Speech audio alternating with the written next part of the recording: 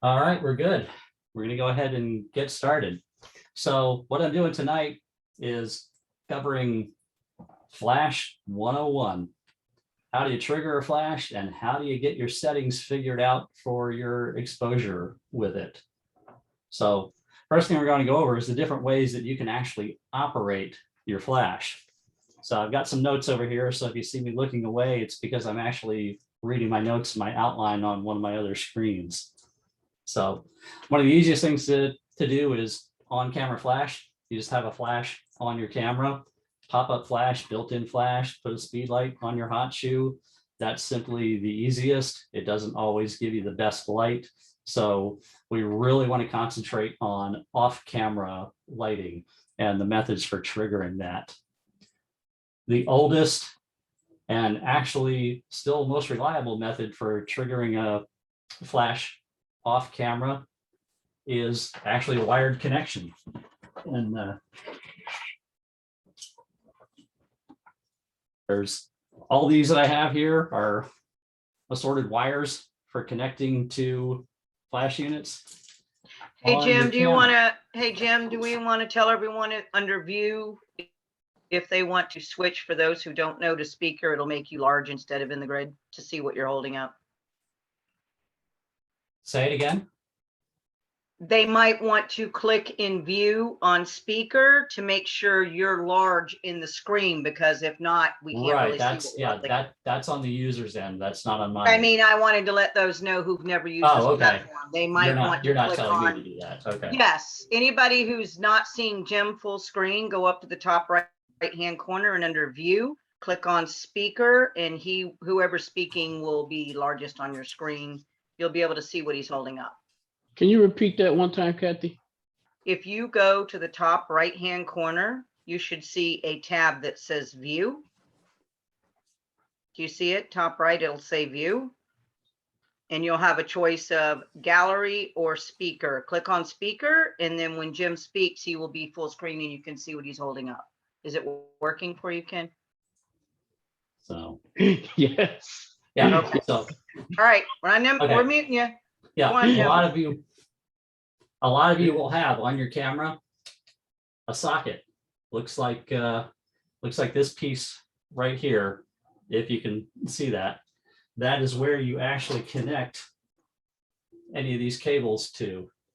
There's you got an end right here, and you can see that it plugs right into the socket on the camera, and you've got a wired connection that will run out to your flash. That's the most reliable 100% working method for operating flash. Now, if you don't have a camera that has that socket on it, there is such a thing as this. It's a hot shoe adapter that has a socket on it. You just connect that into the hot shoe of your camera.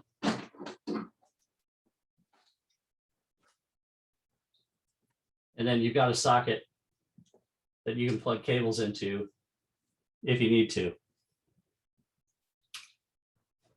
A lot of flashes will have a socket built into the flash to connect that cable into, especially a lot of studio flashes. Some speed lights will have it, some won't, but you can do the same thing. That same piece you can put on your flash on the bottom of your flash, and then connect a cable to it if you need to go wired. There are instances for certain reasons where I like using wiring, and in fact, that's why you even see I've got this as a flash sync cord right here. This is 50 feet that I can go to a light if I need to with a wired connection. And if you need to wire directly to multiple lights, that's what this little piece right here lets you do. This particular one lets you wire a camera output to 3 additional lights, like connecting that all up. That's the old-fashioned way, but it's very reliable. We typically don't do that anymore. There is one wired connection, then you can also use, that's just a dumb connection. That just fires the flash. You have to have your flash in manual mode to use that and adjust power. If you want to use a TTL flash and still have a wired connection, they have one of these right here. I don't know if you can see that or not, but all the contacts are on there that are necessary to carry TTL signal through from the camera's hot shoe to your flash. Just so you know, when you see this that I'm holding in my hand right here, when you order these, always order the longest one you can get. This is a 16-foot cord. I know you're looking at that and laughing and saying, what? That's a 16-foot cord. When they sell the cord, they're talking about the entire length of the cord, including in the coils. If you were to stretch this out and not have it coiled, it actually would be 16 feet, but you're never going to have a 16-foot working distance from this. So if you ever buy a TTL dedicated flash cable, buy the longest one that you can buy. They sell them shorter and they're practically useless if you plan on having it off camera and running TTL.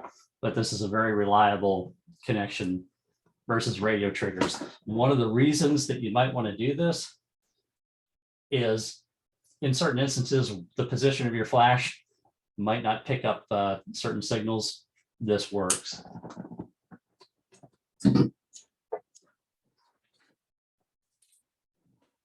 Another thing you can use is radio triggers. That's what's on here. This is a dumb radio trigger. I actually use these all the time. Very simple. If you want to use manual flash and simply adjust the output power of your flash wherever it happens to be located.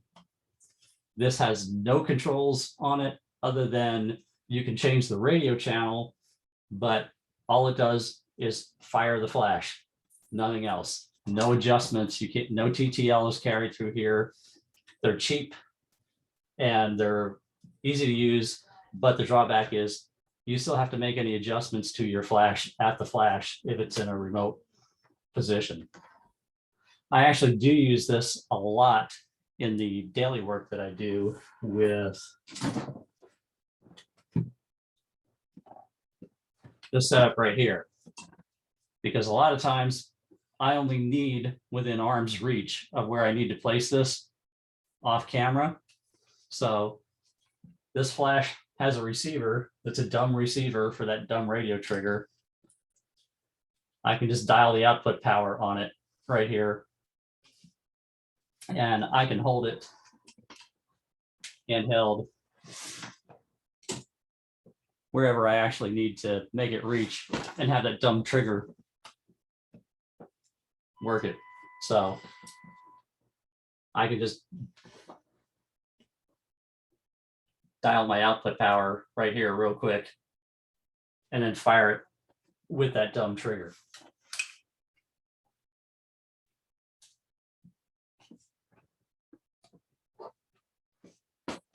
Now, if you're going to use TTL, which is the smart flash for getting exposure, where it makes it a little bit easier for making adjustments,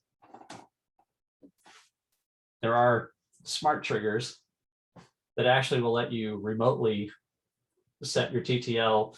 And even if you're using a manual flash that's dedicated with this, you can remotely adjust your power with one of these.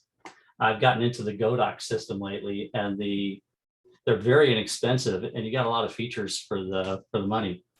This right here will operate 5 groups of flashes independently, and any of those groups you can set up to be manually controlled for the flash power or TTL. And if they're all Godox flashes, you can adjust everything right from here. You can adjust output power level of any flash, and you can adjust the TTL on any particular flash.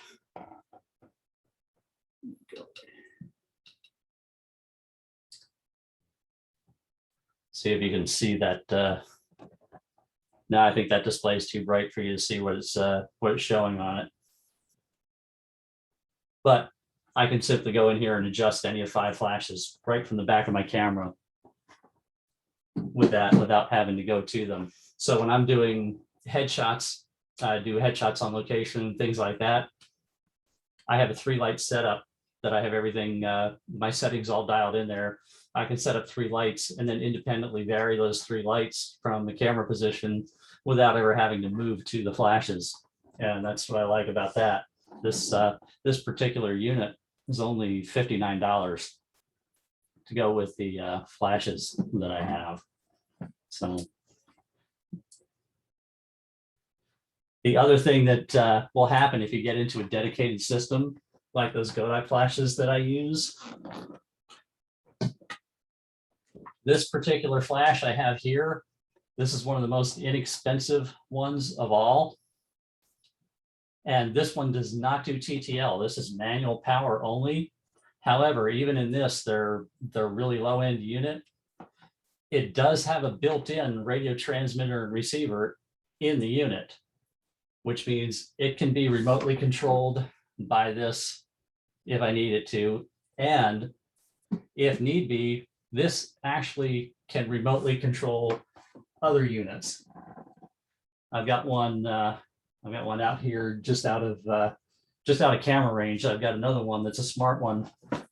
And you can put this on your hot shoe and it can become a radio controller for other flashes. And you can totally control your other flashes using this if you don't have one of these.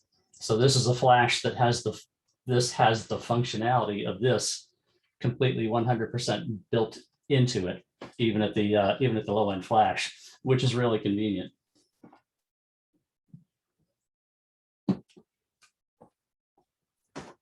So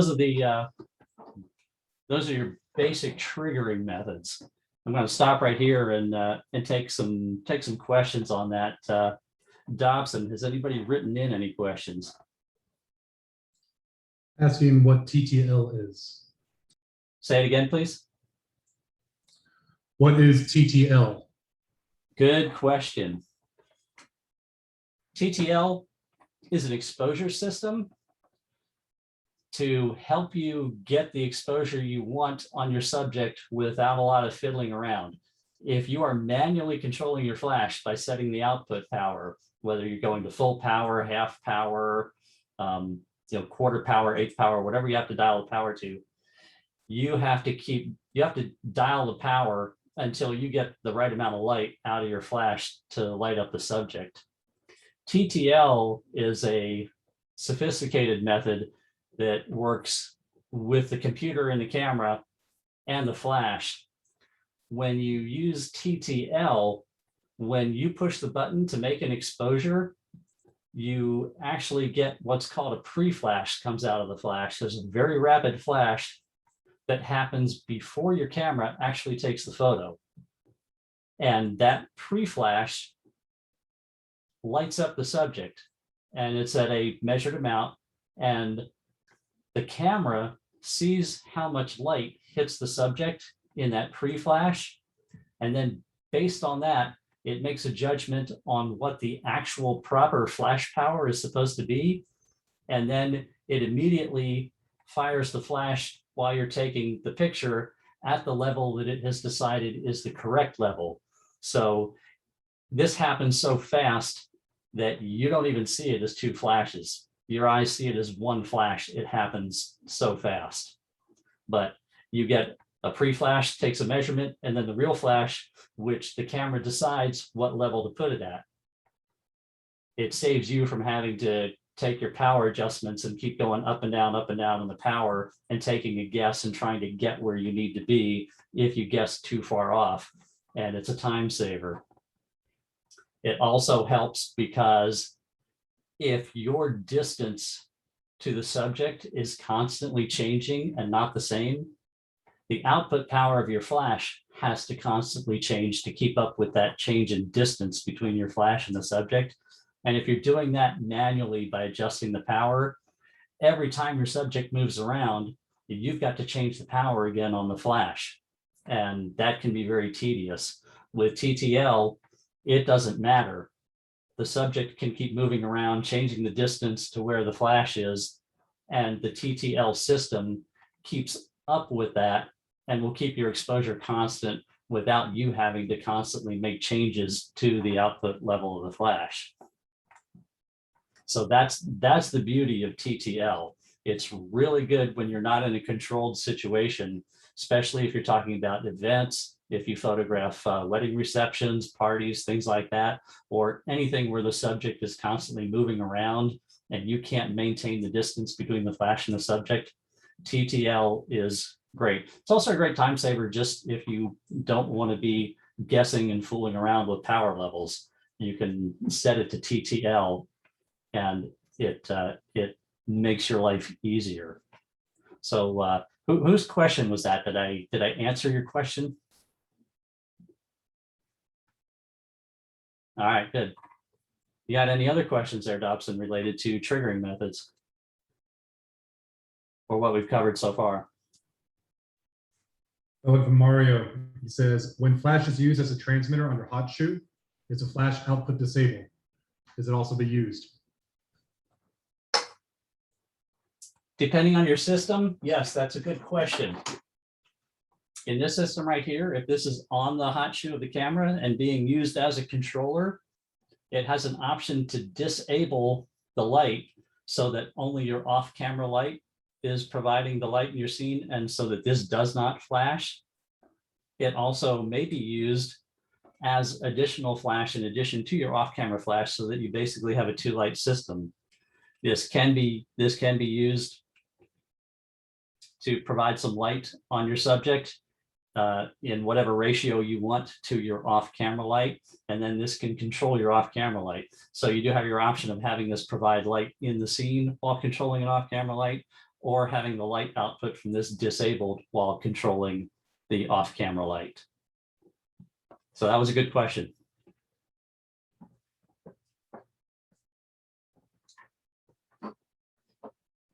You got any more there, Dobson? We have one last question from Jim. What is the max distance for speed lights? The max distance of what? Or speed lights? Oh, light. Well, that depends on how powerful the light is that you own. The more money that you spend on a light, the more powerful it is. Therefore, the more light you can get to a subject over a greater distance. Small lights can't put as much light on a subject from the same distance as a larger light. That's why there are, let me show you some examples here. A little one like this is not going to be able to be placed very far from a subject, simply because the output that it can put out is not much. Same thing with pop-up flashes on camera. A pop-up flash is going to give you even less light than this. Then stepping up in speed lights. When you buy a speed light, there's a thing called a guide number. The easy thing to remember at this point, if you're going to buy one, is the higher that guide number is, the more light it puts out, which means the farther away you can put it from your subject. Now, if you need to start working at really great distances, they even get bigger. This is my next one up from that. This is battery operated speed light. And I do actually have a handle for it, just like this one. In fact, I can move this handle off of this light and put it on here, but I have another one so that you can hand hold it. You can put this on a stand. You can have another person hold it. But this is a speed light, but the difference is you see it's getting bigger. And as it gets bigger, it gets more powerful. You can put it farther away, all the way up to, this is a battery operated speed light as well. This is my Big Bertha. This is the one that when I really need to put a lot of light out at a lot of distance, I'll go to this one. This is battery operated as well.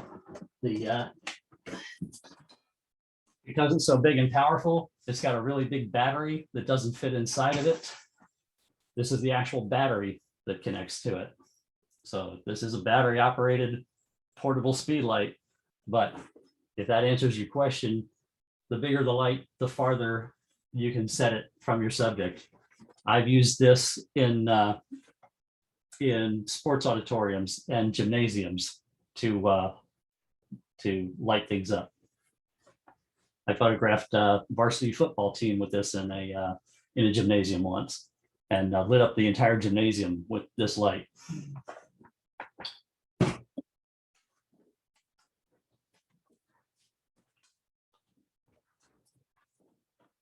All right, you guys good with that? Any more questions?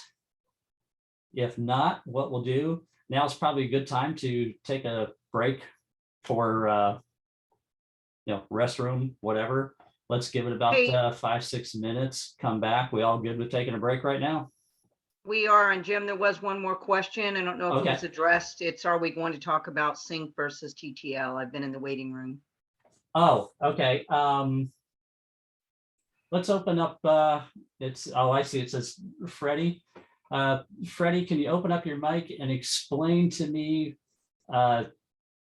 there's part of your question I don't understand, the part about sync. When you say sync versus TTL, can you give me a better explanation of what you're actually asking on that?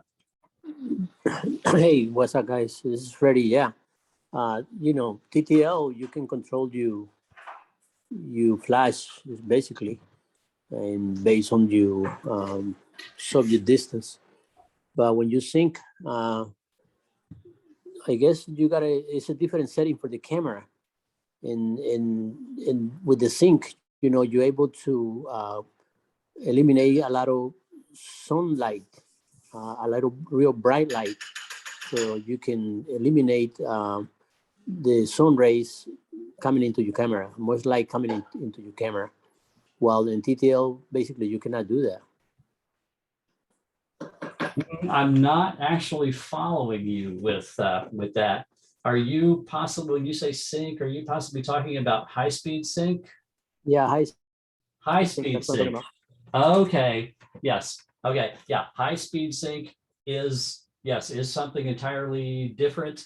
And no, I've actually left high-speed sync out of this discussion because this is Flash 101 basic. I'm going to do some more advanced stuff. And Oh. yes, I am covering high-speed sync in another presentation that I'm going to be doing, but not this one, Okay. because that's beyond the scope of the Flash 101. Now I understand what you're talking about. Yes, high-speed sync.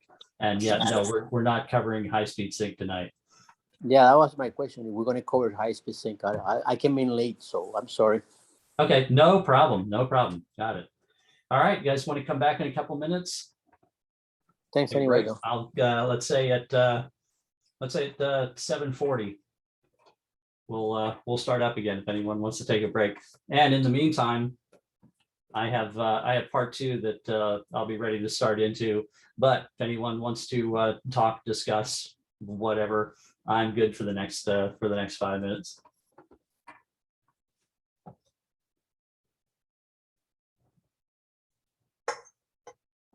And actually, you know what? While you guys are taking a break, I'm actually going to change up some lighting and some cameras in here to prepare for the next part. I'm going to use a different setup for the next part of what we're going to do.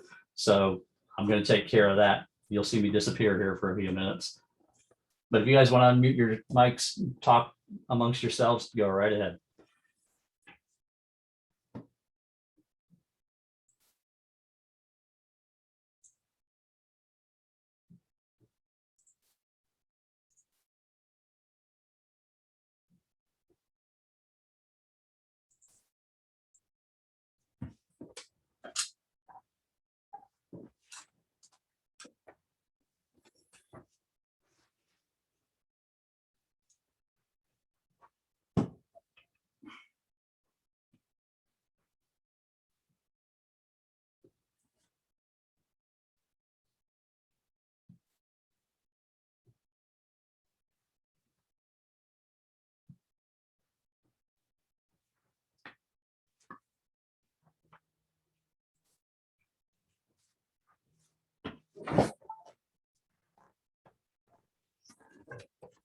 Hello. Jim?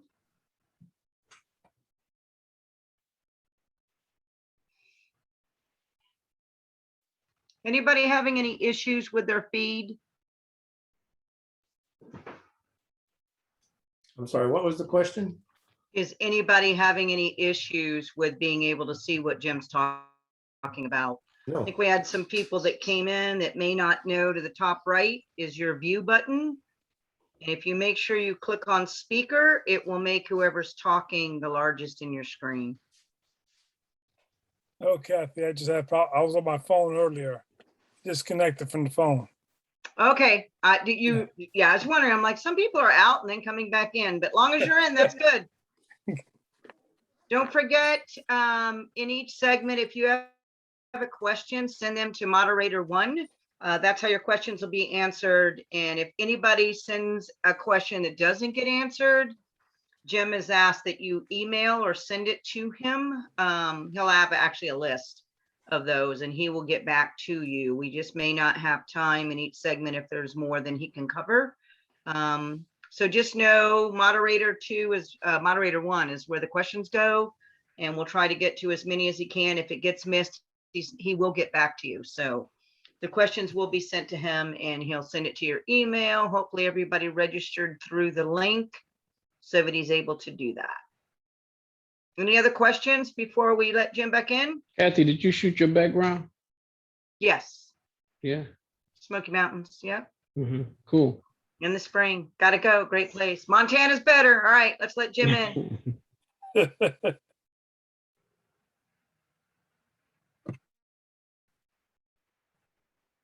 So when we shoot it again?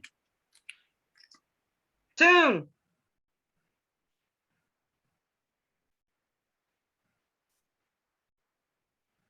Jim, you there? He's hiding. He's still setting up his office. I asked him to mute everything. So he's changing stuff up. Yes, Strobist group right now, there's a little bit of a spike. Last meetup got canceled for that, but keep an eye out. We've got some changes coming up. We're trying to do a lot more educational stuff. Get back on track with that so that when we do go out to shoot, everybody has access to better skills, that type of thing. So hang in there. There's some changes coming, so just keep an eye out. The training would good. be great, Kathy. I miss everybody. Yes, we miss everybody too. And we really, that's why we started out with this Zoom. Thank you, Jim, for doing this. We hope to get a lot more educational stuff. It's how the Strobist group started in 2009, and we kind of want to get back to that platform. More practice shooting and more about learning than just going out and photographing models. So we'll still photograph models and we're going to have theme shoots, but it's just, we're trying to just incorporate a lot more learning and taking advantage of learning from home while we can. So if you got any people out there that are pros in this arena, send me an email. I'm looking for people to do what Jim's doing. Let me know what you're willing to teach. I don't know if Jim's back. I don't think so. I see he's still muted, so I don't think he is.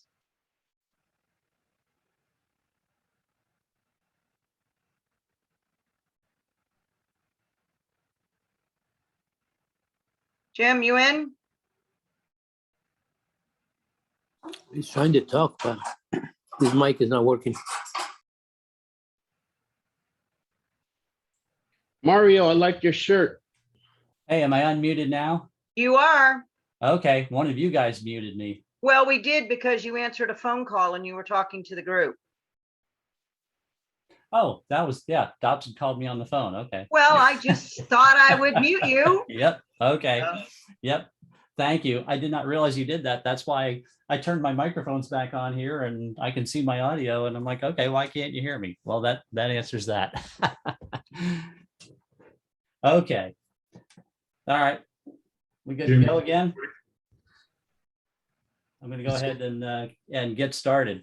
I'm actually going to do a live demonstration for you for getting your exposure done with Flash. And you're actually going to see through my camera as I do it. So you're going to get to see me make the settings and take the shots. I've got a mannequin over here that I'm going to use for model in the studio and lighting. And I'm going to make a switch here real quick.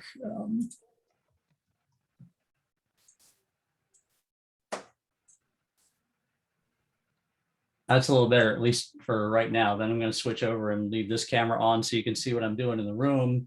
And then also you'll have my camera view so that you'll see through my camera and see everything that I see and what I'm doing. So I've got mannequin set up here. That's Ybor Bob. He came with my studio in Ybor and I use him for a teaching aid. I've got over here, I've got a flash set up to light Bob. I've just got it set up on a gooseneck right now. And I'm going to be triggering that using that trigger that I showed you earlier that will control multiple lights. Actually, it's strictly going to be controlling one light right now. Now, when you're making an exposure, this is the tricky part, is getting it dialed in. This is what I want you to think about when you're doing this, is that when you're making a flash exposure, you are actually making two exposures in one. You've got two separate things going on that you want to control. You have your background, which is one exposure that is going to be something separate from the exposure on your subject, which is what you're using your flash for. So you've got to get both of these exposures correct in your camera. And there's a technique for that. The very first thing you want to do is get your background dialed in. You want to leave your flash off. You don't want your flash to be any part of what's going on.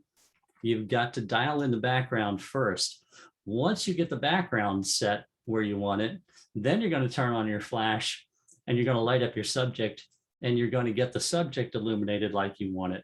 And then once you've done that, you actually have the availability within your camera by working your controls to independently vary the lighting on the subject versus the lighting in the background.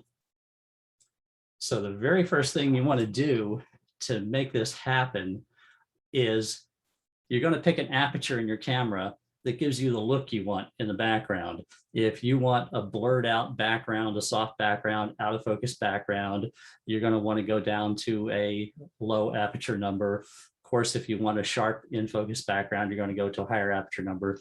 That's what you want to have happening to begin with, is pick an aperture that you know when you focus on your subject, that will give you the background you want. And you can see that, right through your camera. So what we're going to do here, I've got the back wall of my office with some old antique cameras and stuff. I'm going to set that to be soft and out of focus, and I'm going to get the model sharp. So I'm going to pick a low aperture number. I can vary my aperture numbers and have that happen anywhere between f4 and 1.2 with the lens I'm working on. I'm going to start out at f4 and let you see that. So first thing I've done is I've decided an aperture. Once I have the aperture chosen, then I'm going to want to pick an ISO that goes along with that, that will give me the background, the look that I want, where I need to be with my other settings. So that's kind of a guess. One thing that you don't want to do when you're doing this is auto ISO. Do not choose auto ISO. You want to manually pick an ISO that you're going to work with, and you can vary it as necessary. Then you're going to have to get a shutter speed to start with. You have to make sure that you choose a shutter speed that's going to be lower than or equal to the sync speed for your camera.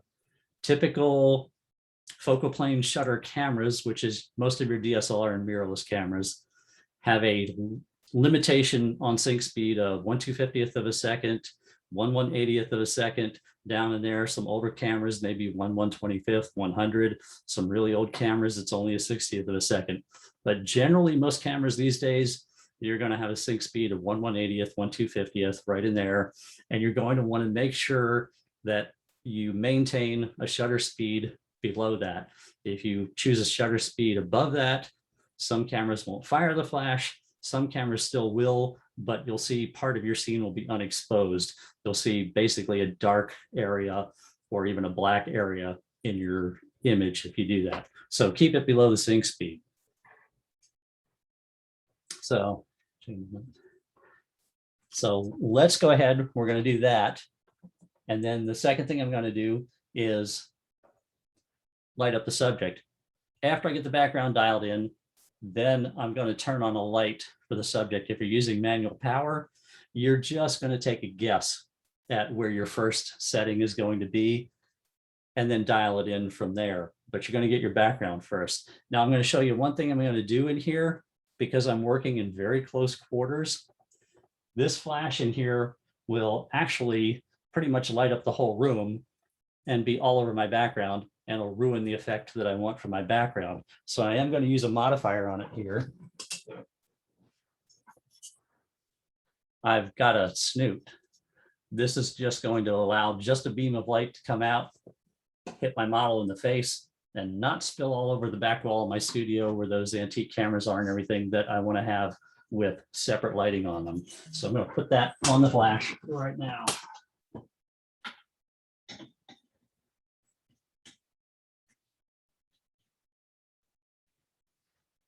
So that's just going to control that light from spilling all over the studio while I'm doing this.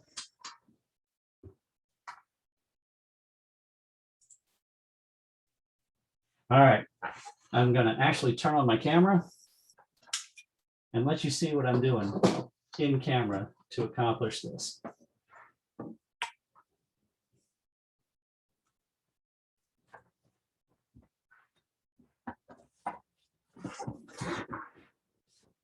I put an orange gel on a light that's shining on the background.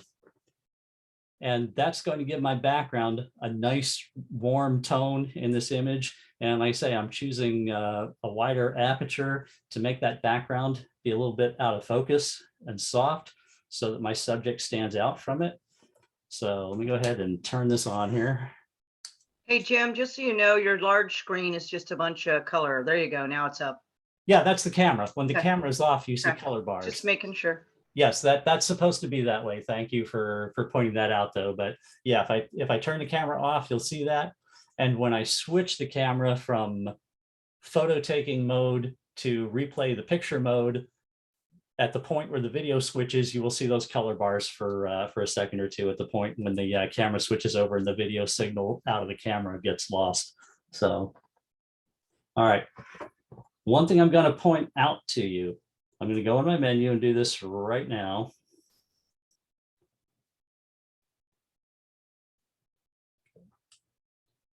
All right, let me get this set.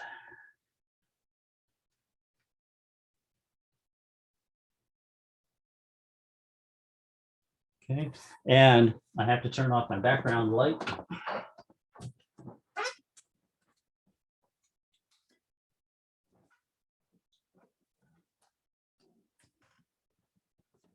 Okay, there.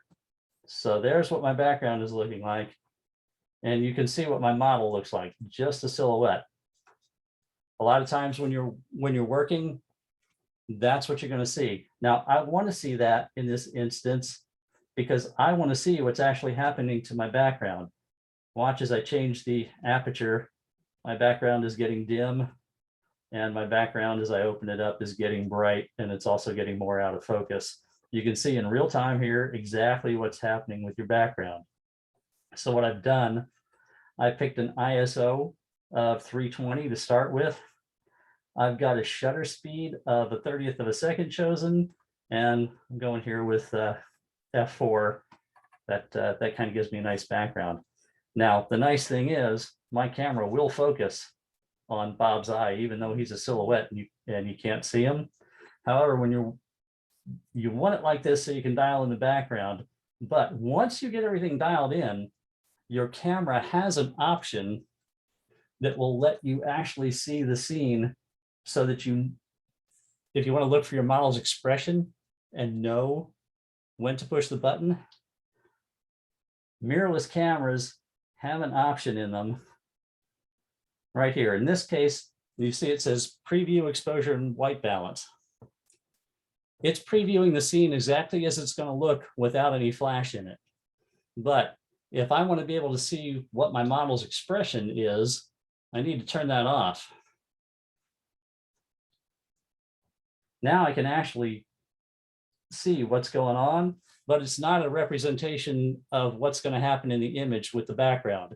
It's a false representation of the background. The camera is just amplifying the light signal so that I can see what's going on with the model. When I actually take the picture, I'll get the real image, but that's not what it looks like right now. This is just so I can see what's going on. If I want to actually dial my settings in, I want to see what the picture is really going to look like. So if I took this shot right now with no flash,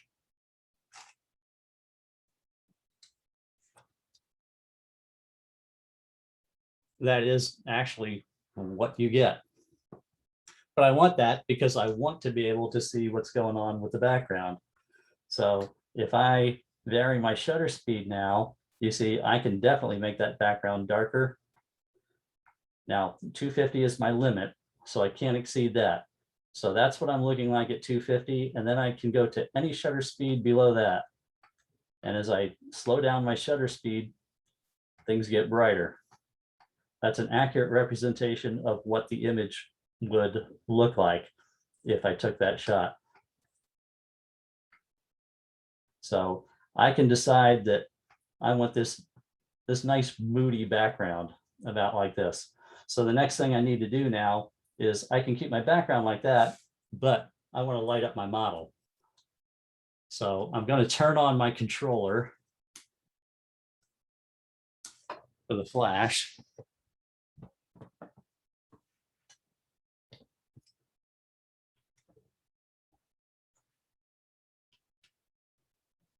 And I'm going to pick a power level to start with.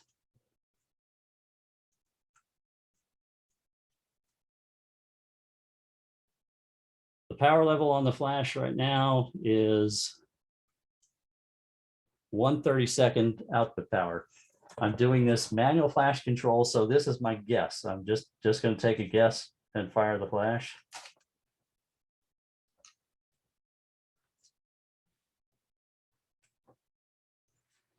So now you see we've illuminated the model along with that moody background. And I would look at that and decide what I want to do about that. I think I'm going to make that brighter. So all I have to do now is go in and dial my flash. I'm going to go up to 1/16 power, and we'll see what he looks like.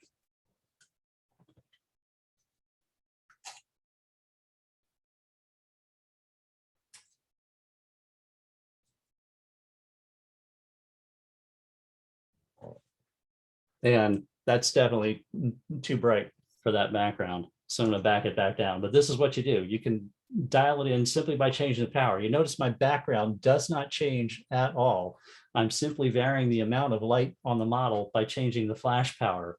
As long as I don't touch the ISO, the aperture, or the shutter speed, the background is going to stay what it is. I'm simply varying the flash power to adjust how much light is on my subject. So I'm actually going to back that off. 1/32 power plus a third.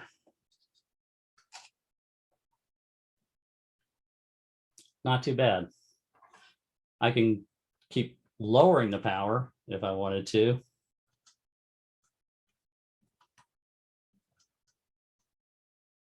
I'm going to go down to 1/64.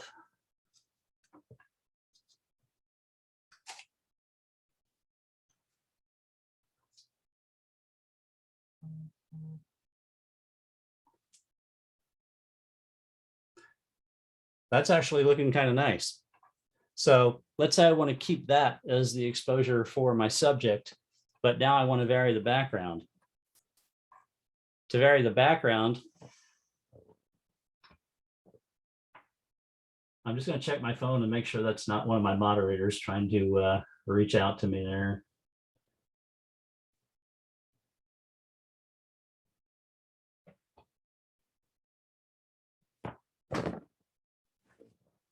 Stand by. I have a message from one of my moderators. Hold on for a second.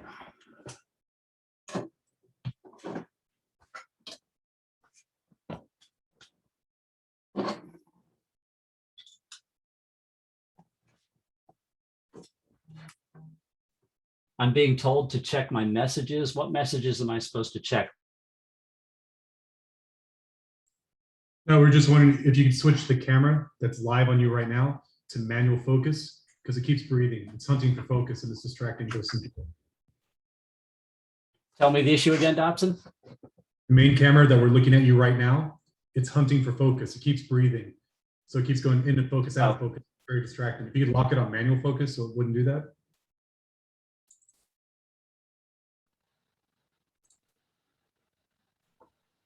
So this camera right here that I'm waving at, that's hunting focus. Yes, sir. All right, I just made a change to the setting on that. So It was my message as well, Jim, so disregard mine.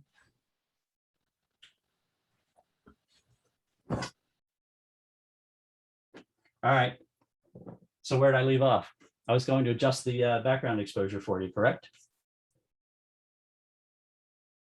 Yes, sir. All right. Yes, sir. Yes.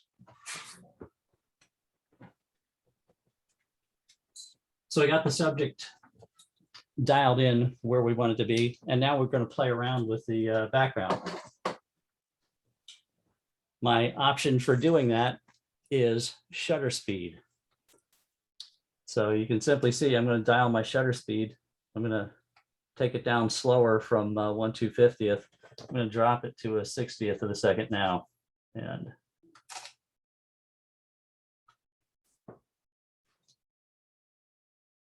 so now if you look at that, I've got the same lighting I had on the model in the prior shot, but I've completely changed the background simply by changing the shutter speed. So this is your main technique for mixing the ratio of your background to your subject, is flash power on your subject and shutter speed for the background. So you can see the difference. Same exact flash power, two different shutter speeds on the background. So you can completely change up your look once you have it dialed in like this. Now, if anyone asks what happens with ISO, that's a good question. ISO affects everything. So right now, if I were to change my ISO, it's going to affect both the exposure on my subject and the exposure on my background. My ISO is set to 320 right now. If I increase that, I'm going to go up one stop, which means both the model and the background are now going to be one stop brighter than the shot before.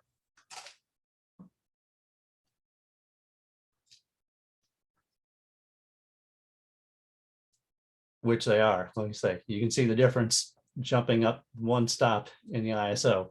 Same thing, you can take everything back down again. My base ISO was 320. If I drop that down a stop, I'll go to 160. Now everything's going to be one stop darker.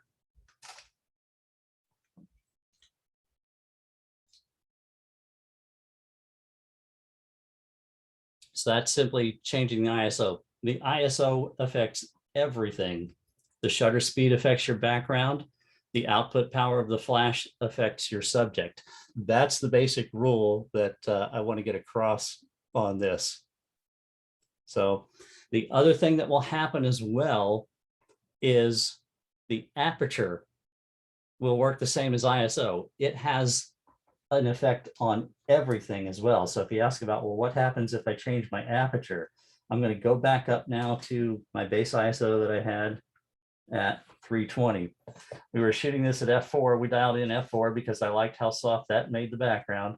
But let's say I wanted to make that background even softer. If I drop this down, go to f2.2, everything now is going to be boosted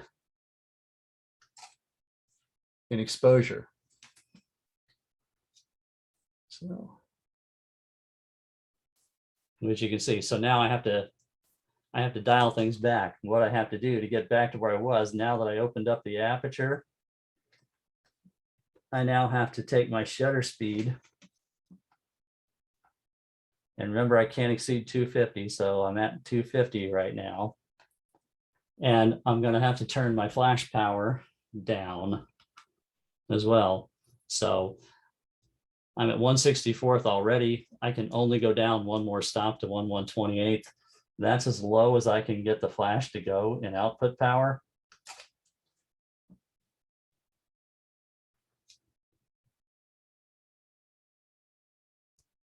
So now I've got the background nice, but I'm as low as I can get in the output power of my flash, and it's still too bright. So here's what I want to show you about that. If you get to a situation where everything else is where you want it to be, and the output power of your flash, even at the minimum level, is too much,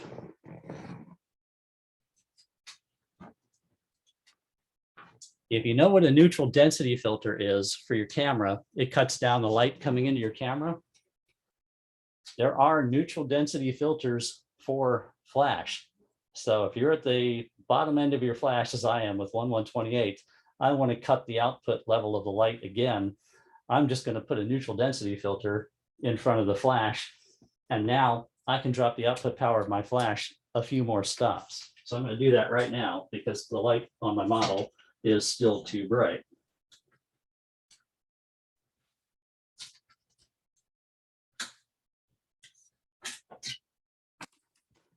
So now I stuck a neutral density filter on there. And we'll take that same shot again and see the difference. It should give me some leeway now to adjust my flash to where I really want it to be.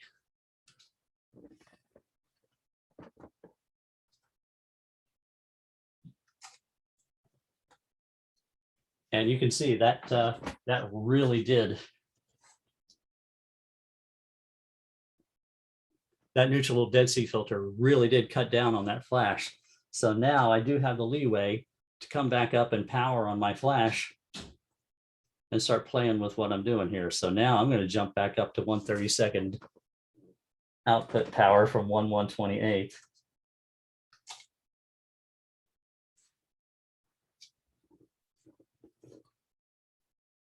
That's a lot more reasonable now. So that neutral density filter on the flash helped me get where I want to go with that.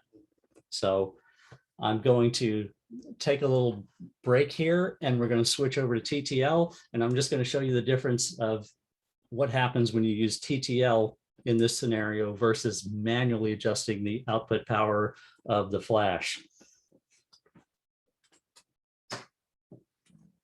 I'm just going to work to this camera. No, I will go ahead and switch to my other camera. Let me do that.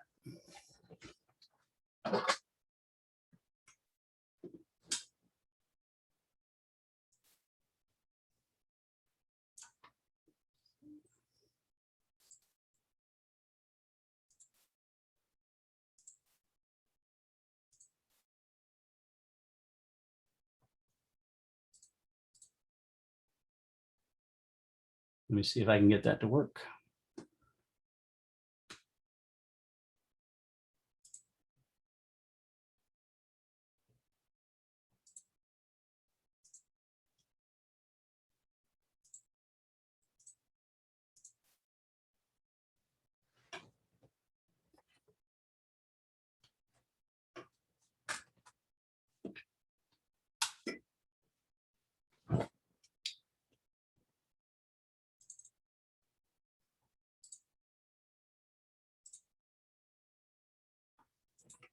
Now I'm going to work back to that other camera because I'm having an issue with this one right now. Stand by.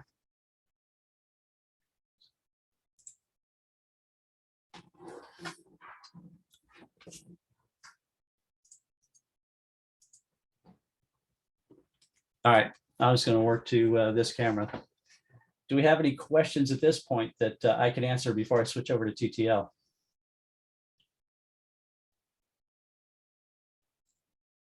Was this being recorded, Jim? I'm sorry, I had. Yes, it is. Okay, good. Where would I find it? On the Camera Club thing? It's going to be posted on my own website because we have people from Camera Club, people from Strobist Group, etc. But everybody that signed up will get an email with a link to where it's posted if you want to watch it again down the road. Yeah, sorry I was late. I got caught up on something. Okay. Thank Any you. questions on the demonstration you just saw me do with how to adjust your background exposure and your subject exposure independently in camera with your settings, how to get those settings? No, no questions in this part, but I want to tell you that's an excellent class, Jim. Say it again. Good class, man. Good class. Oh, okay, thanks. All Great right, well job, then- Jim. All right, well then what I'm going to do, I'm simply going to switch over to TTL mode now. And I'm going to show you the difference. You saw how I had to take a guess at the output power of my flash, and then I had to keep changing the power of the flash. Everything else stays the same. Everything else you just saw, dial in the background first, get it where you want, choose your f-stop, choose your ISO, choose a shutter speed then that gets you the brightness on the background. And then if you're in TTL, you don't have to make a guess at that first flash setting for your output power. The TTL is going to figure it out for you. Now, that doesn't mean that what TTL assumes is proper exposure is what you really want artistically, but it is going to be something easy for you to adjust. And there's a setting in your camera called TTL flash compensation. If you're familiar in your camera with the EV compensation setting that you normally use when you're taking pictures, it's basically the same thing for flash. Once TTL has decided what it thinks is proper exposure, TTL compensation is simply EV compensation for the flash. You get to say, no, I want it brighter, no, I want it darker, and you adjust that the same as you would your EV compensation when you're actually, when you're shooting with your camera without a flash. So I'm actually going to show you that. You're going to see my EV compensation, TTL flash compensation through the camera. You're going to get to see me work with that. So I'm going to switch that flash on and put it in TTL mode now.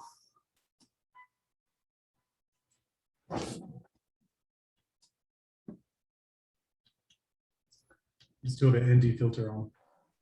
Say it again. You still have an ND filter on the flash. Yeah, that's fine. That gives me a little more leeway to work with. Thanks for pointing that out though. But yes, as you saw with certain settings, I got to the bottom end of the flash. Now I won't have that issue. I'm going to have a lot more leeway with the output power of my flash if I want to open up my aperture very wide.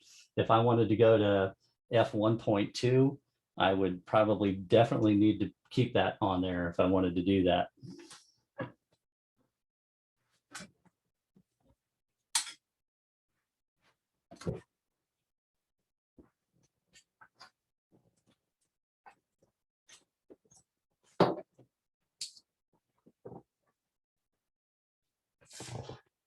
All right, let me get you the camera feed going here again.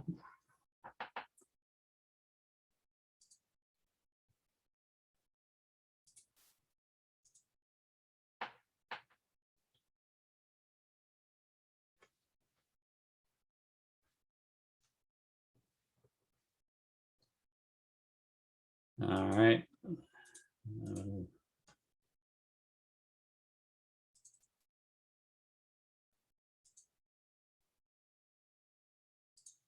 Give me a minute. It wants to fight with me here.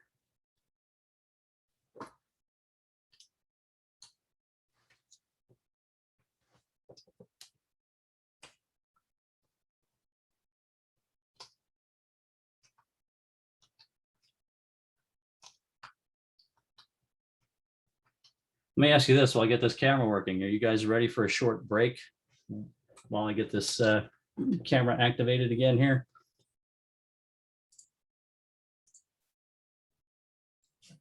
Sure. Let's take a 5-minute. All right. Yeah, give me a second. I deactivated this this video feed from this camera a minute ago, and I need to reactivate that. So it's a good time to take a break while I work that out. Grab your drinks. And if you have any questions, send them to moderator 1 while we're on the 5-minute break, or if you need a pause for the cause, see you back in about 4.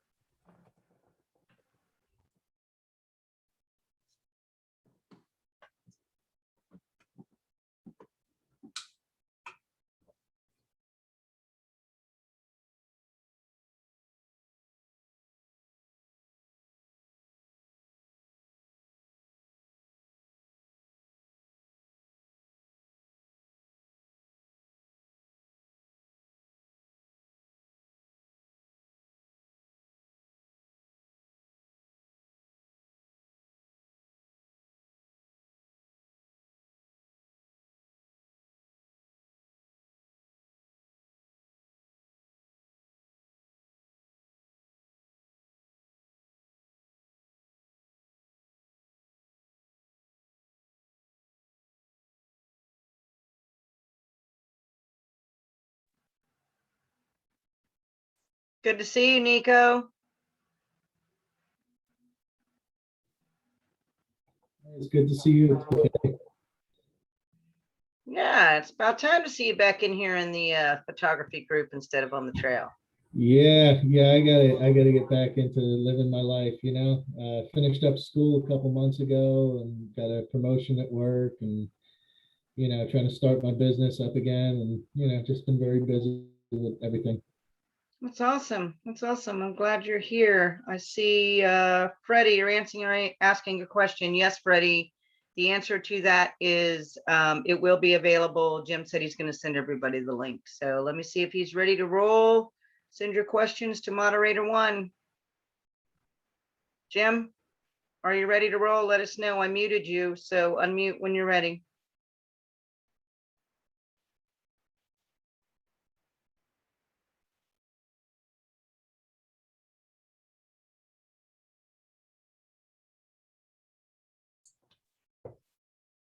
Okay, I'm back and everything's working. I was on the phone with moderator number 1 for a minute there, discussing some tech issues, but we're good to go here. I wasn't timing it. How long have we had for the break? I see a lot of missing faces on there right now.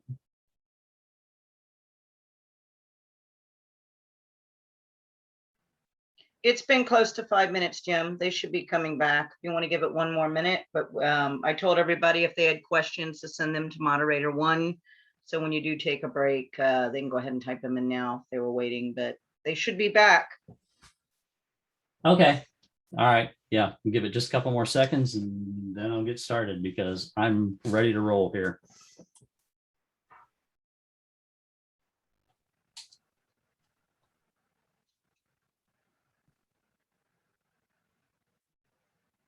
All right, we're good. I'm going to go ahead and get started. I have the flash set to TTL mode right now. Verify that. Okay. So everything's the same where we started. I'm going to pick an aperture. This time, I'm going to go ahead and go with f2.8, blur that background out even a little bit more. And got shutter speed is going to control how bright my background is.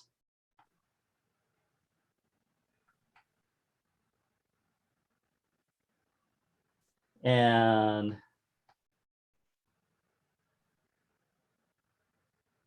that probably looks nice right there. That'll be nice and balanced. So now I'm going to go ahead and take a shot, and TTL is going to do the guesswork for me on the flash exposure on the model.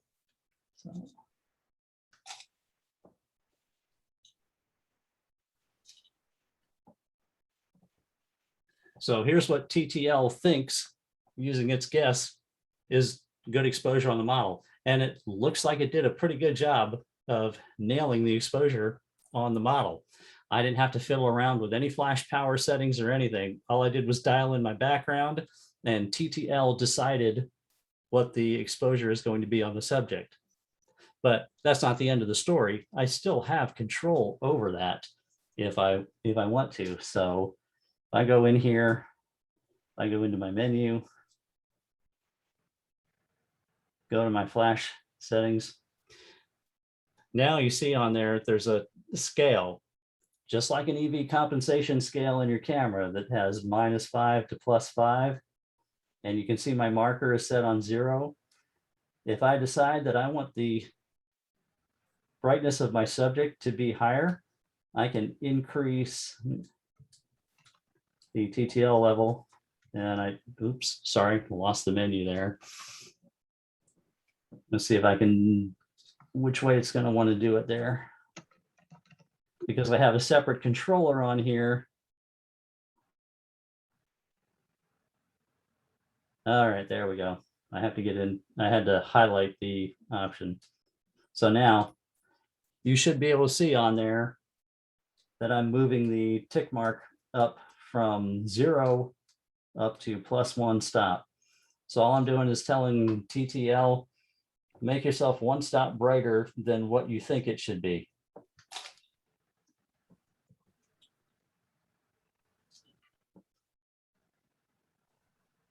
So there's the initial shot where TTL decided the exposure on the subject.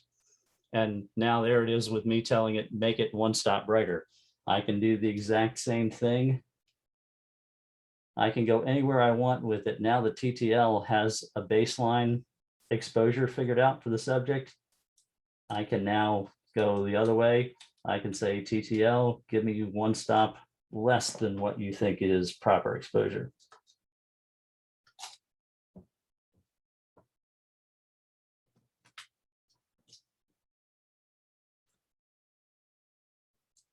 So there's what TTL thought is normal exposure. There's when I overrode it and told it, give me 1 stop brighter than what it thinks is normal exposure. And here's where I overrode it again and told it to give me 1 stop less. So with TTL, it's simply going to figure it out for you in the first place, what your proper exposure can be.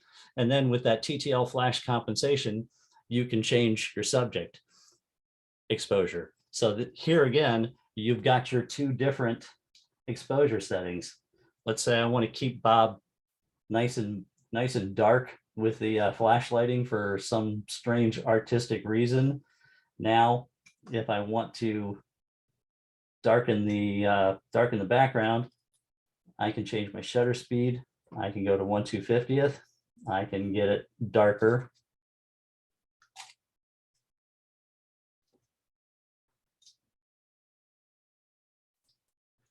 So now the only thing I changed between these 2 shots was the background, simply by adjusting my shutter speed. And from there, if I decided I wanted everything to be brighter, well, I've got the option of increasing my ISO, because that's going to keep my background just as blurry by not touching the aperture. So I can increase my ISO to there, and now everything in the scene, the model and the background, are all going to come up by 1 stop in exposure versus the shot before. There's what we had before. Now everything came up with the ISO. Now the difference here is, I said everything came up, but that's not true because of TTL.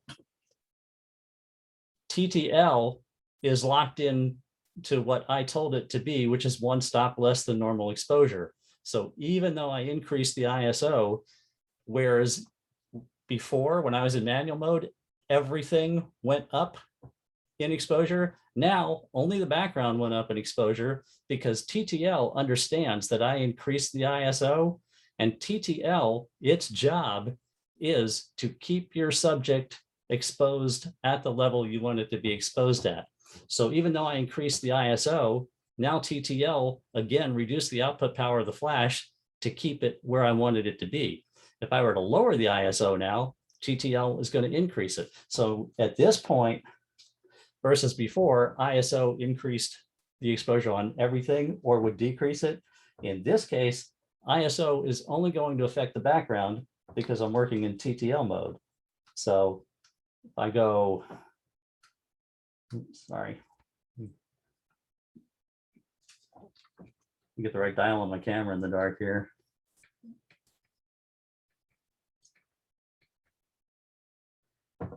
I drop my ISO all the way to 160. The background's going to get dark, but watch the TTL work to keep the model at the same exposure.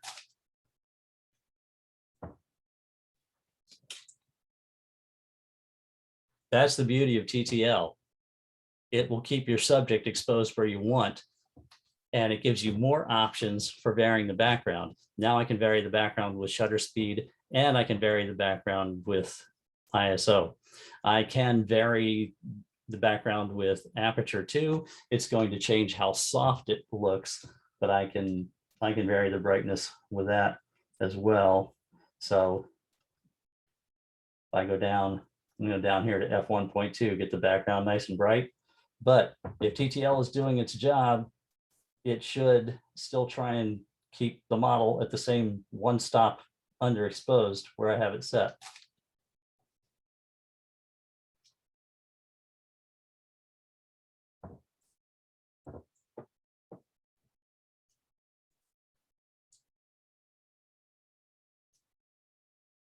Yep, so you can see, I opened up my f-stop, background got blurrier, background got brighter, but the TTL is holding that exposure on the model.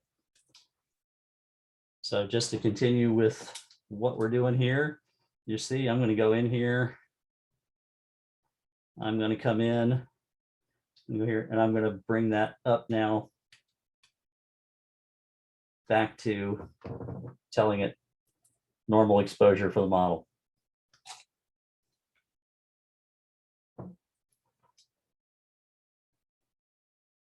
And there's TTL doing its job, giving a pretty darn near perfect exposure on the model.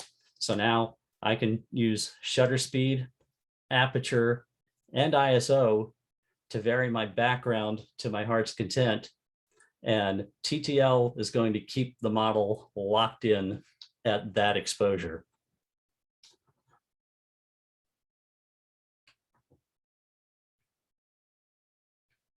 I'm going to pump up the ISO. And you notice I really jacked up the brightness of the background, but TTL has the exposure on my model locked in. And that's the beautiful thing about TTL when you're working like this. And as you change your distance to your model, as you're working with your camera, flash, etc., TTL keeps up with it. That's the beauty of that. So I'm going to turn this off and see if there's any questions to field regarding that now. So Jim, if you're just starting out with Flash, the recommended, I mean, I missed the beginning of the session, but it seems like TTL would be the way to go.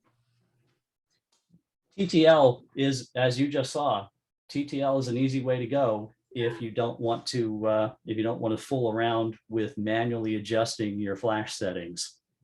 Okay. Yeah. Is there, And- I'm sorry. Go ahead. Is there a preferred white balance mode that you should use with Flash? It's whatever you as the artist prefer. Now I'm going to tell you something. What I have set here is I've got cloudy white balance set. That's making two things happen. That's giving me that nice, that's helping with that nice, rich, deep orange color that I want going on in the background. But also, I use cloudy white balance a lot with Flash because it warms it up a little bit. If I'm photographing people with Flash, they tend to be a little cold and pale looking. If you use auto white balance, I will often set my white balance to cloudy when I'm shooting people, and it helps give them nice warm skin tones under the flash. Now, there's no way Bob here is ever going to have a nice warm skin tone. He's painted 18% gray. He's great for metering, but he's not great for skin tones. But I do, if I did set my white balance right now to auto, and I could do that as an example for you if you needed to see, but Bob's going to turn pretty bluish looking compared to what he is now. He's looking at pretty neutral gray in these images, but if I set it on auto, he's actually going to look a bluish color. So that is a good question, Diana. I use, for the most part, cloudy white balance when I'm shooting with flash on people. Now, if I'm using flash for product photography, things like that, no, and white balance isn't even going to play a part because I'm shooting raw and I'm using a color checker system. Good question. Any other questions on that? I will show you one more thing tonight related to that demonstration I just did, because someone may have the question, or may not, and I'll get to that in a minute. If we don't, unless we have more questions, I'll go right to it. But hello. Yep, we've got one question from Go for Mario. it. Yep, Mario's asking. So the TTL automatically compensates the one-stop ND filter that was not removed earlier? Yes, the TTL is accounting for that one-stop ND filter that's on there. That's actually, I think that's a three-stop ND filter that I put on there, by the way. And yes, TTL is accounting for that. And here's how that happens. Because the TTL exposure setting is being done by the computer in the camera, and TTL stands for through the lens, which means the camera is reading the amount of light that enters through the lens. So the camera doesn't even have any idea to know that that neutral density filter is there. The camera simply thinks that that's a weaker flash than it really is. The camera has no idea what the guide number of that flash is, how powerful it is. The camera has no idea if you're putting a softbox in front of it, if you're putting an umbrella in front of it, if you're putting a neutral density filter in front of it. Any of these things will cut down the light coming out of the flash, but that's the beauty of through the lens. We talked to the right camera anyway. The beauty of through the lens is however much light makes it through your neutral density filter on the flash, through your modifiers, and hits your subject and bounces off of your subject and into the lens, that's where the camera is making its calculations and determining what to do with the flash. It's a two-way communication process. The camera is in communication with the flash, and they work back and forth, but the camera is measuring the amount of light that bounces off your subject. So TTL even accounts for variations in skin tones or the reflectivity, the colors of the subject itself that's in front of it. It simply bases it on how much light it measures entering the lens. So any of those other changes you make externally are basically accounted for by TTL. Put that ND filter on, put it off, change from a softbox to umbrella, take the cover off the softbox, shoot it bare, whatever you're doing, TTL will account for that going on, because TTL is simply based on giving you a good exposure in camera. Does that make sense to everybody? That was a good question. All right, you want to move on and show you one last thing you can do with this? Wave, yes, hello. Do it. So everything we've been doing so far is with the camera in manual mode. I've been manually setting the ISO, manually setting the aperture, and manually setting the shutter speed. At first, I was also manually setting the flash output power. Then I switched over and let TTL handle that job for me. That just left me with the other items. There is another option that you can go with. In theory, it gives you the same amount of control. In reality, there's not quite as much control with it. But the option is aperture priority mode in your camera. One of the advantages to using aperture priority mode in real world situation, you guys go out, you run around, you do these shoots in Ybor, you do them at twilight a lot, sunset, etc. So let's go back to our first scenario where everything is manual exposure. And here, I'll give you a little more light to see me with, by the way, while I just have that camera on.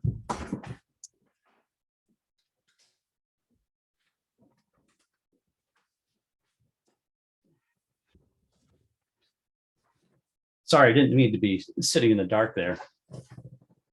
And I have the white balance on this pretty blue to account for that orange light that I was running back there.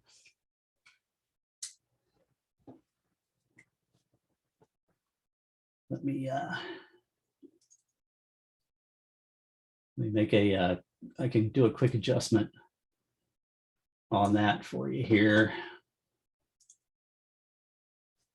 Nah, I'm not going to worry about it right now. You'll just have to look at me blue for right now. But in any case, you're out there in that situation where the light is varying. The sun is setting, it's getting twilight, it's getting into blue hour. The background ambient light that you're working with is continuously dropping. You won't notice it, you know, if you're just doing a couple quick shots, you're dialed in and you're okay. However, if the light is rapidly changing, you're doing a lot of shots in one location as the light is falling, the sun is setting, etc. You're going to notice that in order to keep up with everything, you're going to have to keep increasing your ISO, opening up your aperture. You're going to have to keep doing something that, and if you're in manual mode, changing your ISO, changing your aperture means then you're going to have to go back and change your flash level. You're going to basically be chasing the falling light. What you can do with this in that situation is you can put your camera in aperture priority mode, because then your camera, once you have your settings with your ISO and your shutter speed to give you the background exposure you want with the aperture that you've chosen, you can just change the aperture and then the camera will make its adjustments as necessary to keep up with you as you change the aperture. So I'm going to go ahead and I can dial up my other camera and show you aperture priority mode. Basically what you do, I'm sorry, and I made a mistake when I said you change your aperture. You're going to choose your aperture based on how blurry you want the background, etc. You don't want to change your aperture. That was my mistake. You change your EV compensation setting. So once you're all dialed in, you can change the lighting on your subject by using the TTL compensation and moving that up or down. And then your background will follow the light and you can make your changes to it based on using your EV compensation and just going plus and minus on your EV compensation. Now, the question at this point is, have I totally lost anybody and totally confused you with that? I'm going to go ahead and dial that up on the camera and let you actually see it. So, you know, this is the last part of the demonstration tonight. This is, you know, this is like the advanced icing on the cake for doing this. Jim, Yeah, you lost me on that point now. yeah, I'm going to demonstrate it for you and see if Well, that helps. earlier, if I understood you correctly, earlier you had said that the exposure compensation or the change in the easy compensation, my understanding was it wouldn't affect the subject, just the background. Is that correct? That is correct. And we were shooting all in manual mode before, so there was no EV compensation that we were doing. EV compensation has no effect. You don't have it in manual mode. Oh, no, when we were in through the lens. Now, TTL compensation is different than exposure compensation. Oh, okay. They are two different things. TTL compensation is, translate that in your head to flash compensation. Okay? Yes. EV compensation is the exposure for everything else. Forgive me, I thought we were talking about that exposure compensation. No, yeah, we are talking about exposure TTL compensation now, not flash compensation. Yeah, So, thank you. Thank so you. what I'm going to do now, I'm going to put the camera in aperture priority mode, and then we're going to, it's simply going to be a matter of using EV compensation to adjust the background. If you've got a dial on top of your camera or whatever for EV compensation that's easy to do, you can do that. So you can do EV compensation for your background, and you can do TTL compensation for your flash exposure, and still vary these two, the two exposures that are effectively happening in your camera, your background exposure and your subject exposure. So but this is the most advanced thing we're doing in here. Jim, to tonight. clarify Jack's question, you can still be shooting on manual mode in your camera though, correct? That's what we've been doing all along tonight was Okay, manual that's what I mode. thought. Okay, Everything we've been doing so far is in manual that's mode. what I thought. But I'm just going to show you, you do have one option of going into aperture priority mode. You know, if you need to be, you know, as we say, chasing the light. Okay. So I'm going to go ahead and demonstrate that for you.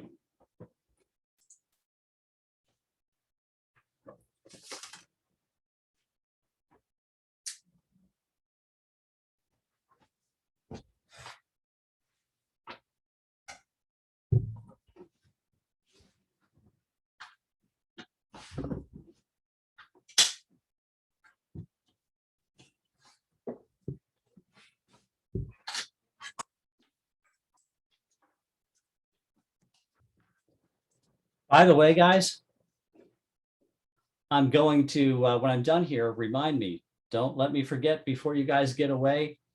I have all the notes from tonight with these procedures written down step by step for every one of these methods that I've talked about. And in your chat box, I'm going to send you a file that has all your step-by-step instructions and the notes for tonight's presentation. So don't let me forget to send that to you guys so that you have it. That's awesome.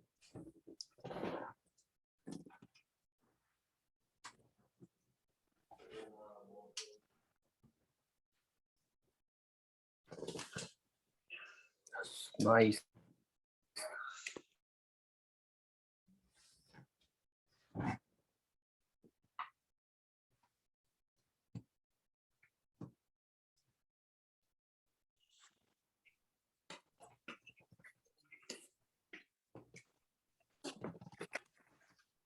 All right, I have the camera in aperture priority mode now. One thing that you'll notice right away, you see that shutter speed of 250 has turned red Yeah. in there. That's telling me that my ISO is too high for that shutter speed of 1/250th of a second. Remember, that's my limitation for the flash. I can't exceed 1/250th of a second if I'm using flash. So that's my warning right there that I need to change something to come within that range. I need to lower my ISO or I need to increase my aperture. I'm at f1.2. I think I'm going to increase my aperture. So there, as soon as I hit 2.5 or 2.8 or so, I can get it. So I'm going to go ahead and I'm going to shoot at 2.8 for right now. Sorry, guys, I had to get my glasses off my head to do this.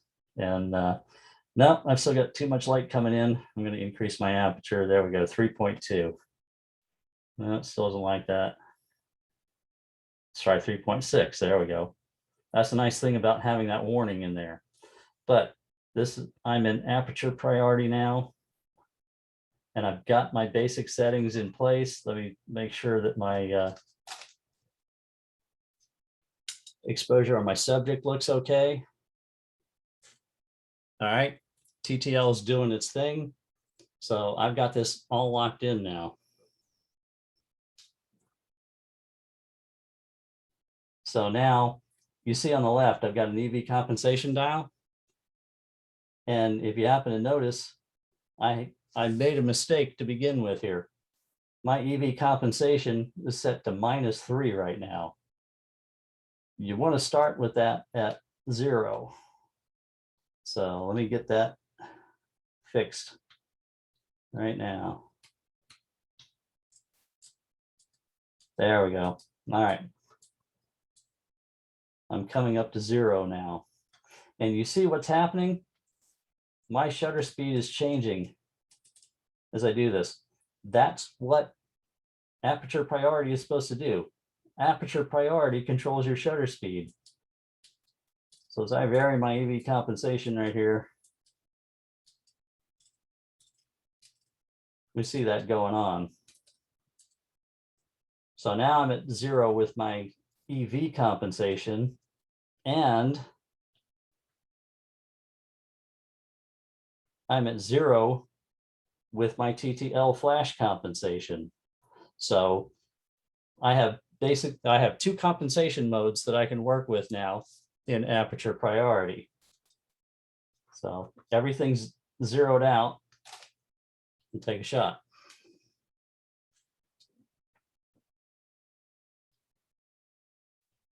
So here we are, zeroed out with EV compensation and TTL flash compensation.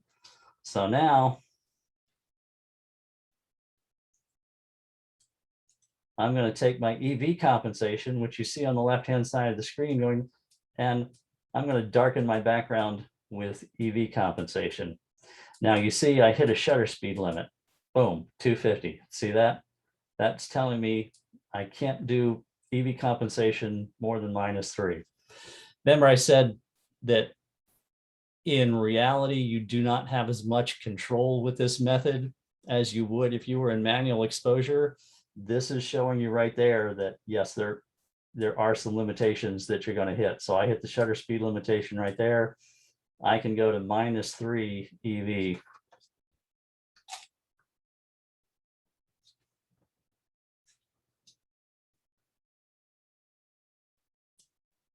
And you can see the change in background as I lowered my EV, but the TTL is keeping the light on the model the same. So now I can leave the background there if I choose to. And at this point, I can now decide that I want to change the light on the model.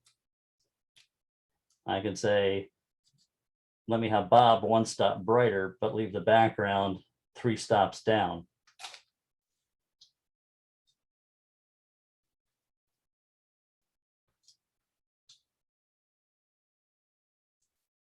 So there, you got 1 stop brighter on Bob using the TTL compensation. And back here, you went from there to there, 1 stop darker on the background using EV compensation. So aperture priority mode, EV compensation controls background, and TTL flash compensation controls your subject. So I'm going to go in here again, hit my TTL, and I'm going to knock my exposure on Bob down by 1 stop.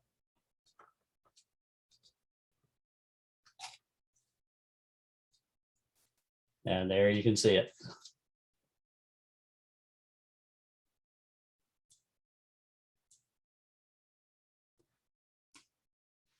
So you've got more control with manual, but if it's easier for you to think about and access those controls on your camera, you can use TTL to control subject exposure.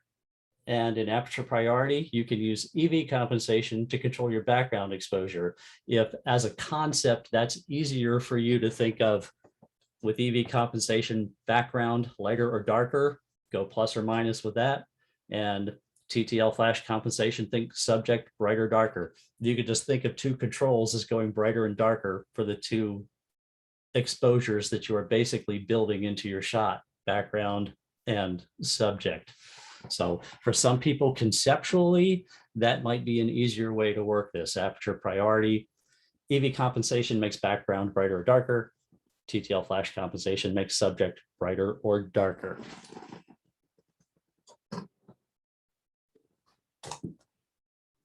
Hang on, and I'm going to come back to you here.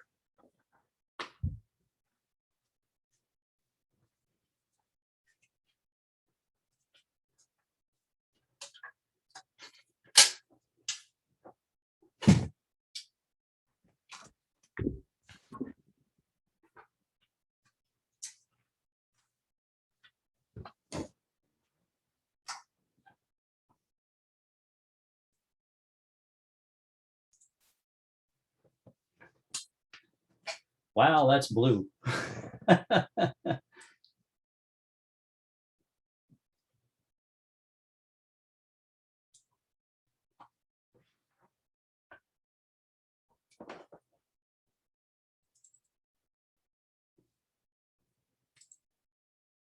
Ah, here we go.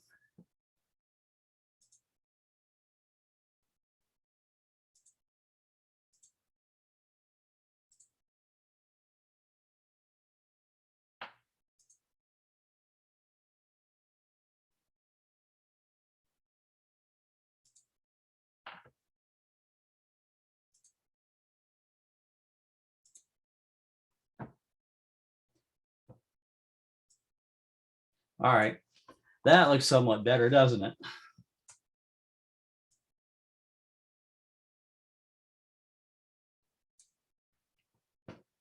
All right, you guys still there?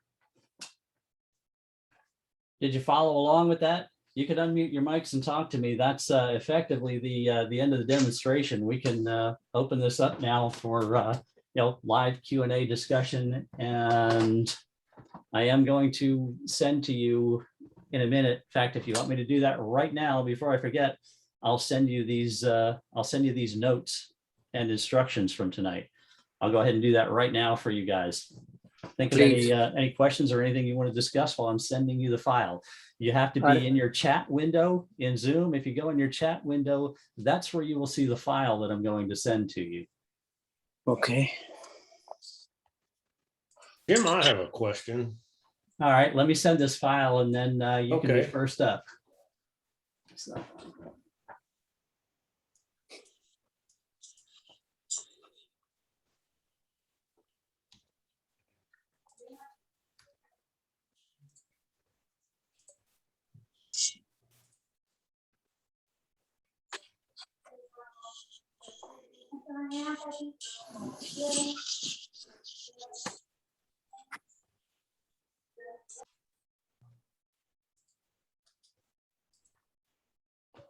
Okay, I just sent everybody a file in their chat box. It says Flash 101 production notes.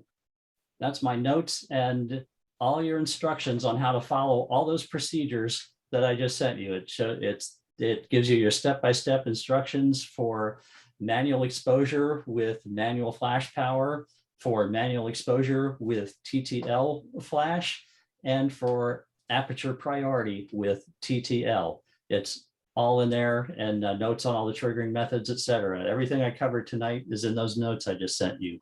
So I think that was Jim had a question. Yeah, I did. Unfortunately, oh, here's my video. I got it back.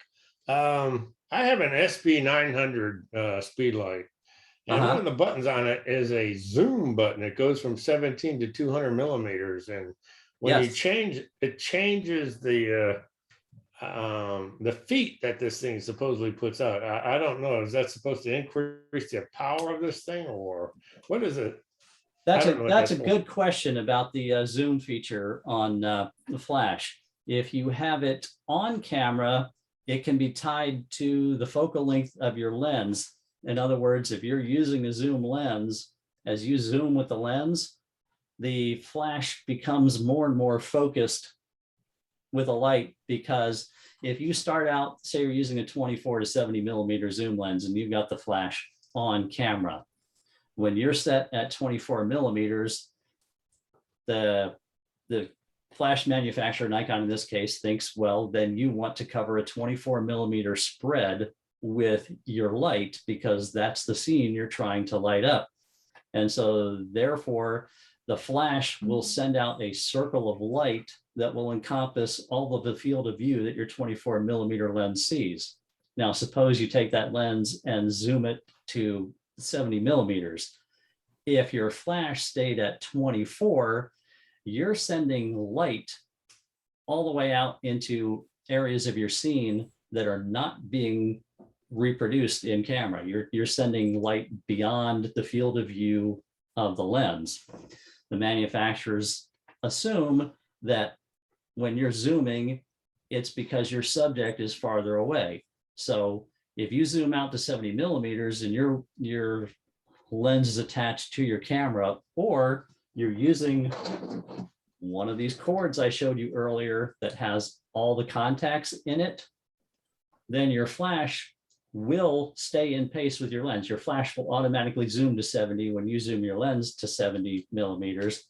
And now your light only covers a circle that your 70 millimeter sees. Now, this is how it effectively is producing more power, because what it's doing, all that extra light that would have been spilling outside of the field of view of your lens when you go to 70 millimeters is now being focused into a beam.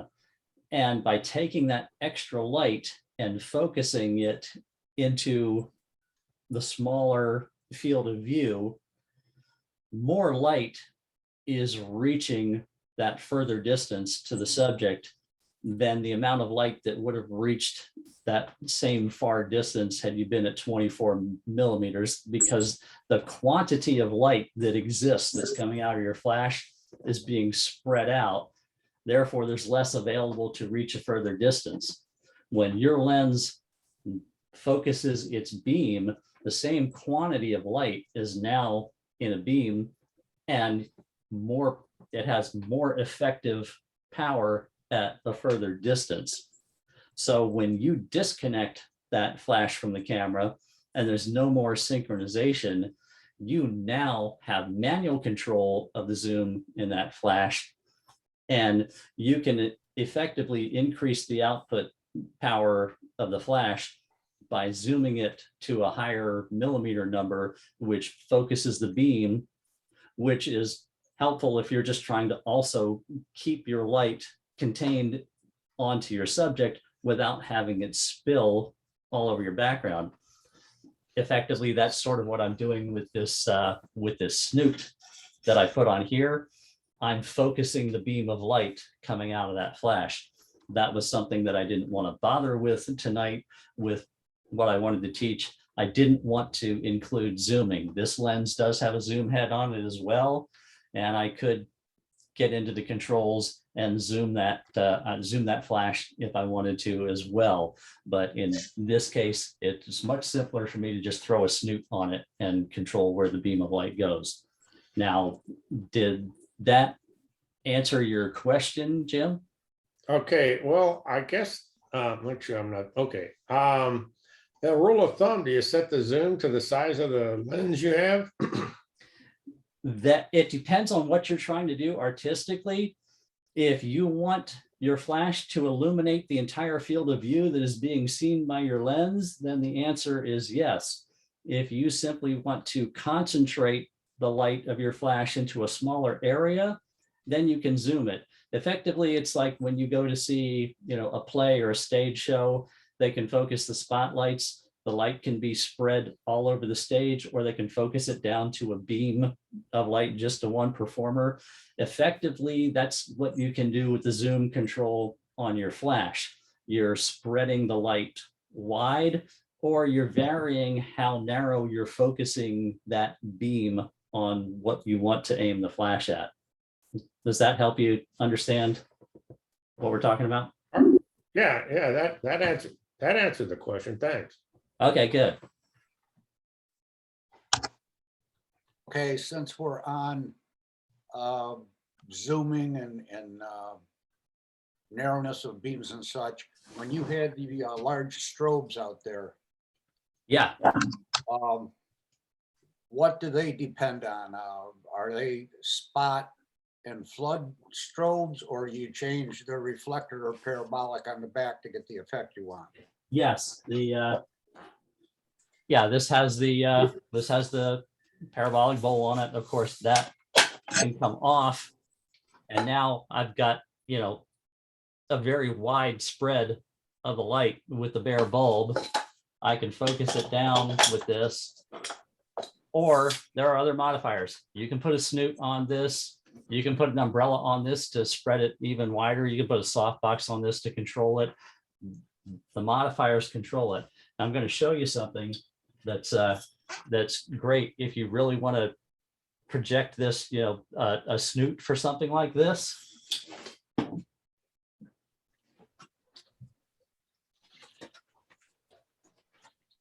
Black foil.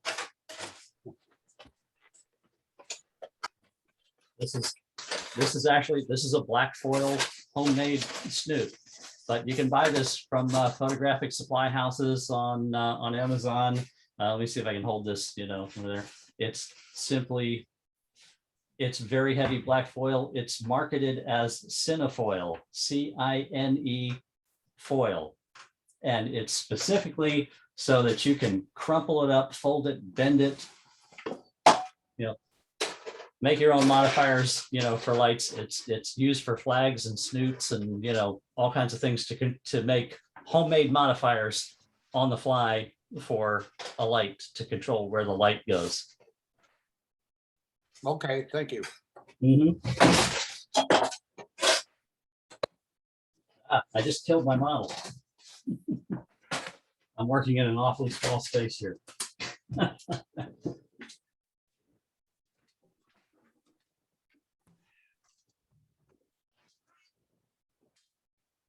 was a good question. They've both been good questions. By the way, when I'm looking over here, I'm looking at you guys on Zoom. So any other questions? I'm gonna check what time it is, by the way, here. Okay, hey, 9 o'clock. We've been good on time. And I was projecting 2 hours. We're there. However, while you guys are here, if you've got any more questions, I do not mind staying on a little while and fielding any more questions that you have while you're here. All right, one more question. You mentioned that earlier that you might have a follow-on to this class. Yeah, I do intend on doing some more and moving into some more advanced topics. There's what was brought up earlier. High-speed sync is something that I can get into. High-speed sync, strobe effects, things like that. Modifiers, lighting patterns. There is so much more to go into with flash and lighting. Tonight, I just wanted to cover for all kinds of new people that are out there now that we haven't been able to see each other with, COVID and this and that. I know there's a lot of people, I don't know who you are, that you don't know who I am, but there's a lot of people that I figured could benefit from the very basics. If you want to start using a flash or you're not comfortable with your flash, that was the idea of tonight. Show you some different ways you can trigger your flash. And then most important is how to control your exposure. Because I see so many people, meetups and things like that, they're out there and they're just guessing at what they're doing. But you have your notes that I sent you and everything. It's a very straightforward and easy procedure. If you mentally envision that you're making 2 images in your camera at once, you're making the background and you're making the subject, you're exposing them each differently. You're building 2 separate exposures. Dial in your background exposure first with your flash turned off, then turn on your flash and dial in your subject. You're going to have a real hard time if you try and do it the other way around, or if you're trying to do both at once. Simplify the process. Background first with flash off, turn on the flash and dial that in.